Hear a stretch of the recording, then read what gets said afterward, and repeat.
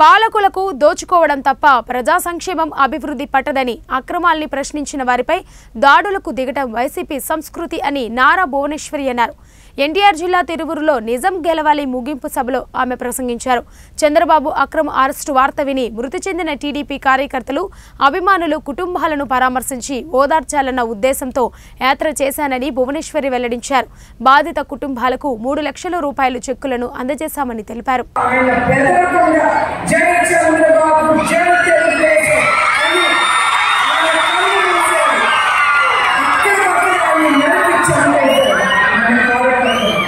మనం ఊరుకోకూడదు, ఇవన్నీ మీరు మర్చిపోకూడదు. అందుకే నేను మీకు గుర్తు చేసేది. అట్లానే మన స్త్రీ కార్యకర్త హంసవేణి బంగారు పాల ఆ అమ్మాయి కూడా నీళ్ళు రావట్లేదని అందులో తను వెళ్ళి వాళ్ళ తెలుగుదేశం లీడర్కి చెప్తుంది బాధ.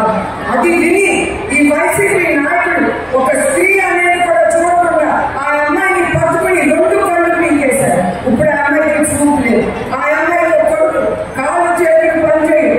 66 ఏళ్ళ అమ్మ, ఆ అమ్మ చూసుకోవాలి వీళ్ళిద్దరు. ఇది వీళ్ళు చేసే అరాచకం మన తెలుగుదేశం కార్యకర్తల మీద.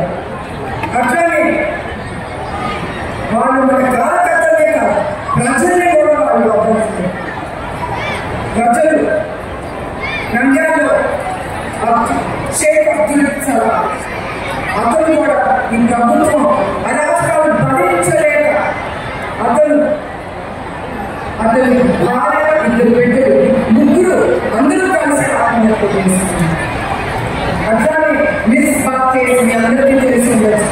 స్కూల్కి వెళ్ళే పిల్ల, ఆ పిల్ల నంబర్ 1 నుంచి క్లాస్, ఆ పిల్ల మీద కూడా ఈ వైసీపీ నాయకులు అతని కూతురు నంబర్ 1 ఉండాలని రాసుకుని ఆ పిల్లని హింసించి వేధించి ఆ అమ్మాయి తట్టుకోలేక ఆ చిన్నపిల్ల ఆత్మహత్య చేసింది.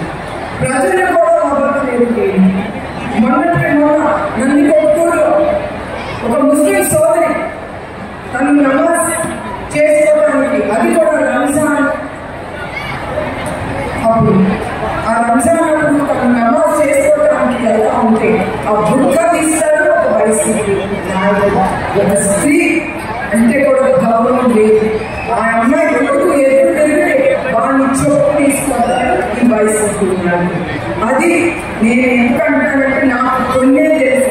ఇంకా ప్రజలు కానీ మన కార్యకర్తలు కానీ ఎన్ని అనుభవిస్తున్నారో మీకే తెలియాలి. ఇవన్నీ కొన్నే నాకు తెలిసేది.